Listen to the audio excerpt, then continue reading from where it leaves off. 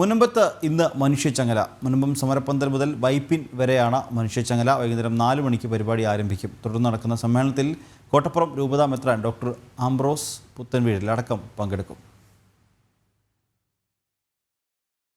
ബഹുജന പങ്കാളിത്തത്തോടെയാണ് മുനമ്പം സമരപ്പന്തൽ മുതൽ വൈപ്പിൻ വരെ നീളുന്ന മനുഷ്യച്ചങ്ങല. വൈകുന്നേരം 4 മണിക്കാണ് പരിപാടി. തുടർന്ന് നടക്കുന്ന സമ്മേളനത്തിൽ കോട്ടപ്പുറം രൂപതാ മെത്രാൻ ഡോക്ടർ ആംബ്രോസ് പുത്തൻവീട്ടിൽ ഉൾപ്പെടെയുള്ളവർ പങ്കെടുക്കും. അതേസമയം തന്നെ മുനമ്പത്തെ തീരദേശ ജനത നടത്തുന്ന റിലേ നിരാഹാര സമരം 85 ദിവസം പിന്നിടുകയാണ്.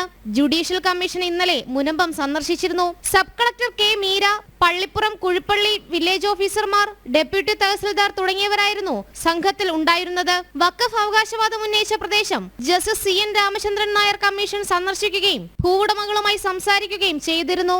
വഖഫ് ബോർഡിന്റെ മറുപടി കൂടി ലഭിച്ചതിന് ശേഷം ഹിയറിംഗ് നടത്തുമെന്നാണ് കമ്മീഷൻ വ്യക്തമാക്കിയിട്ടുള്ളത്. വഖഫ് അവകാശവാദം ഉന്നയിച്ച മുനമ്പത്തെ ഭൂമിയിൽ കടലെടുത്തതൊഴിച്ച് എത്ര ഏക്കർ വരുമെന്നതടക്കമാണ് കമ്മീഷൻ പരിശോധിക്കുന്നത്. ജനം, കൊച്ചി.